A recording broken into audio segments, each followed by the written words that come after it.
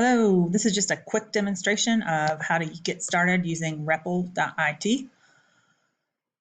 The website is just that, repl.it, and then you can log in using your Google credentials. So then you'll be at a screen like this. To create a repl, you can choose all languages and look for HTML and CSS. And then it'll take you to a screen that looks like this. So on the left, you have your pages that are where you can save pages also. In the middle, your code. And then over here on the right is the output screen. So let's say we want to, I'm going to get rid of this. Just going to put a quick heading in here.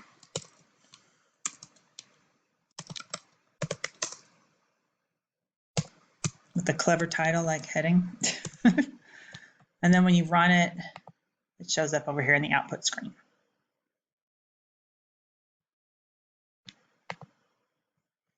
If you want to see it full screen, you can open it in a new tab, like so. So everything when you run it needs to be in the index page. To create a new file though, you just click the button with a little piece of paper with a plus sign on it. And we'll call this fun page. So we can put our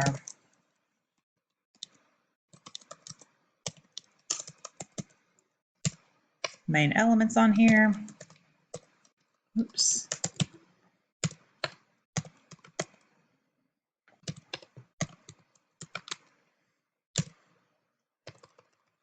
Gotta fix that, it'll drive me crazy.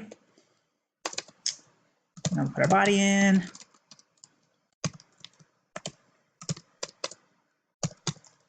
Closing body, and it helps you a little bit, gives you some help on closing tags. Okay, so let's say we create another exciting page with another heading on it. Let's do fun page.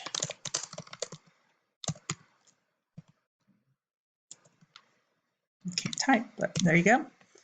So again, when we want to see what it looks like, we have to copy it and paste it into index, which we will do.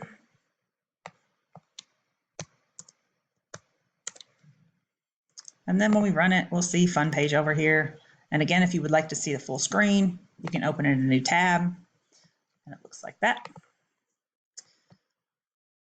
So we have fun page saved, and you can make as many, you can save as many times as you like, and have as many pages as you like in there. And you can make folders for them if you want to do that to stay organized. But whenever you run your pages, they need to be in the index.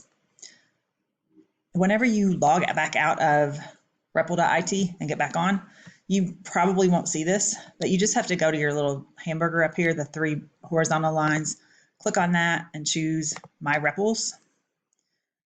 And then you have links here to, you can create many repls, and I have them in different languages, one for HTML, one for Python, just for different programming purposes. But you're probably going to have something in unnamed, and there's a folder of unnamed files.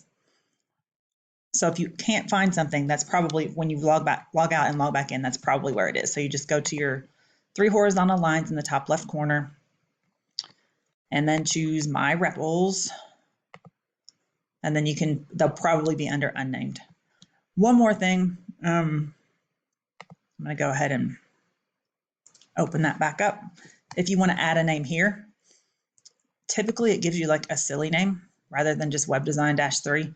And maybe that's possibly just in other programming languages, but they'll have some kind of a weird little subtitle there. And you can change that. You just have to click the little down arrow here, and you can like name it for your assignment or for your class or whatever you want. And that way it makes a little more sense and kind of helps you stay more organized. So hopefully that'll help you get started using repl.it. Good luck.